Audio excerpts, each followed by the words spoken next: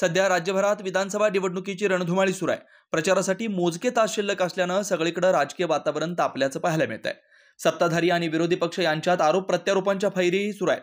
मात्र आपल्या शांत आणि संयमी स्वभावामुळे आणि मतदारसंघात केलेल्या विकास कामांमुळे विद्यमान आमदार सरोज अहिरे यांना राष्ट्रवादी अजित पवार गटाकडून सलग दुसऱ्यांदा उमेदवारी जाहीर झाली। आज प्रचाराच्या शेवटच्या दिवशी अहिरे यांनी कुठल्याही प्रकारची बाईक रॅली न काढता प्रत्यक्ष मतदारांशी संवाद साधला। यावेळी त्यांनी मातोश्री रमाबाई आंबेडकर नगर येथील रेल्वे माल धक्क्यावर माथाडी कामगारांची भेट घेतली। यावेळी त्यांनी विधानसभा निवडणुकीत विजय करण्याचं आवाहन केलं, तसेच माथाडी कामगारांचे प्रश्न सोडवण्यासाठी सक्षम असल्याचं सांगितलं। खरं तर माथाडीच्या समिती आहे ना, ती सल्लागार समिती, त्याच्यावर शासनाने माझी नियुक्ती केली होती आमदार म्हणून। परंतु रामबाबा आणि ही सर्व मंडळी एवढी सक्षम आहे की मला कधी यायचीच गरज नाही पडली आणि प्रश्न काही जाणून घेण्याची आवश्यकताच नाही भासली। म्हणून 5 वर्षांमध्ये कधी डोकं घातलं अजिबात नाही। म्हणून हे लोक सक्षम आहेत आणि तुमचे प्रश्न जे काही असतील यांच्या माध्यमातून येतील ते सोडवण्यासाठी मी सक्षम आहे। एक तुमची बहीण म्हणून आता जे काही भारत भाऊंनी सांगितलं की जे काही अडीअडचणी तुमच्या असतील शासन पातळीवर, त्याला 100% वाचा फोडून त्या प्रश्नांचा उलगडा करून तुमच्या समस्या सोडवण्यासाठी एक बहीण म्हणून मी सदैव कार्यतत्पर राहील। येत्या 20 तारखेला निवडणूक आहे महाराष्ट्र विधानसभेची आणि यामध्ये मी राष्ट्रवादी काँग्रेस पक्षाची महायुतीची घड्याळ ही चिन्ह घेऊन उभी आहे।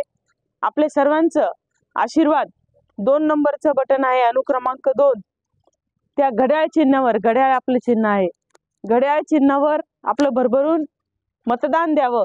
कारण आमचे ज्येष्ठ मार्गदर्शक रामदास आठवले साहेब असतील, ज्येष्ठ बंधू प्रकाशजी लोंढे साहेब असतील आणि संपूर्ण RPIची ही संपूर्ण जी टीम आहे यांनी खंबीरपणे गेल्या 15 दिवसांपासून ही प्रचाराची धुरा हातात घेतलेली आहे आणि आज शेवटचा दिवस असल्यामुळे आपल्यापर्यंत पोहोचलो। कालही काही नियोजन झालं होतं पण मला जमलं नाही, अचानक सभेला जावं लागलं। तर या अगोदरही आपल्याला मी कार्यक्रमांच्या माध्यमातून जेव्हा जेव्हा भारत भाऊ असतील, रामबाबा असतील यांनी बोलवलेलं आहे, तुमचा माझा परिचय झालेला आहे, चालेल आहे ना। कार्यक्रमामध्ये मागे आपण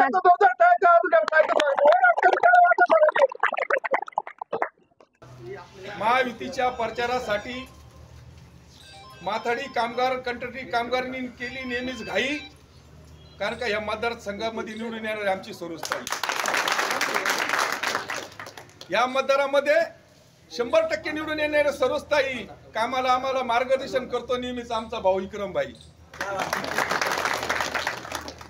खऱ्या अर्थाने महायुतीचं काम करीत असताना आम्हाला कसलं नसतं भान, महायुतीचं काम करीत असताना आम्हाला कसलंच नसतं भान, कारण का सरोजताई जरी निवडून आली तर आमचीच वाढणार आहे शान,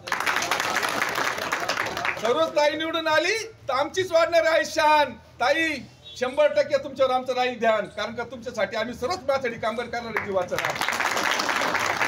महायुतीचं काम करीत असताना कुठल्याच प्रकारची आम्हाला आशा नाही, कुठच्या बोलीत आपल्याला बळी पडणार नाही। जे काय दिलं महायुतीने दिलं, आठवले साहेबांनी दिलं। आठवले साहेबांची पुण्याई माझ्यासारखा भिकारी झाला बाई, कोणी कुठे जा पण मी आठवले साहेबांसोबत राहील आणि आठवले साहेब ज्याच्या सोबत राहतो तो 100% आमदार झाल्याशिवाय राहत नाही। कंत्राटी कामगार असेल आमचे एकलाराचे, आम्ही घराघरात जाऊन प्रचार करतो आणि आम्ही कालच विक्रम भाऊला सांगितलं, दिलीप भाऊला सांगितलं, कोटे साहेबांना सांगितलं, ताई येऊ की नाही हो भारतजी, आमदार आम्ही आहे। सरोजताई नाही आली तर सरोजताईच्या वतीने आम्ही आमदारकी भूषवतो। सरोजताई जरी आमदार असेल तर सरोजताईचा मी एक PA म्हणून मी स्वतः आमदार आहे आणि महायुती संघ आम्ही गद्दारी करणार नाही। जास्त मताने तुम्हाला निवडून देऊ, मग तो एकलारा असेल, रेल्वे माल धक्का असेल, आमचे माथाडी कामगार असेल, मी काही जास्त बोलणार नाही। बोलण्यात माझीकडून काही चुकी झाली असेल तर मला माफ करा। जय भीम, जय महाराष्ट्र, जय संविधान। यावेळी विक्रम कोठळे, नाशिक रोड अध्यक्ष मनोहर कोरडे, वाल्मिक बागुल, कैलास आल्हाट, मंगेश लांडगे, कामगार नेते रामबाब पठारे, भारत निकम, ज्येष्ठ नेते दिलीप अहिरे, कैलास भालेराव, अनिल अहिरे, नाना खरे, नाना चंद्रमोरे, सुनील चंद्रमोरे, गणेश गाडे, विजय अहिरे, सुभाष अहिरे, मधुकर मोकळ, संदीप वागचौरे, सागर शार्दूल, सम्राट गायकवाड यांच्यासह मोठ्या संख्येने माथाडी कामगार मोठ्या संख्येने उपस्थित होते। 9 न्यूज महाराष्ट्र ब्युरो।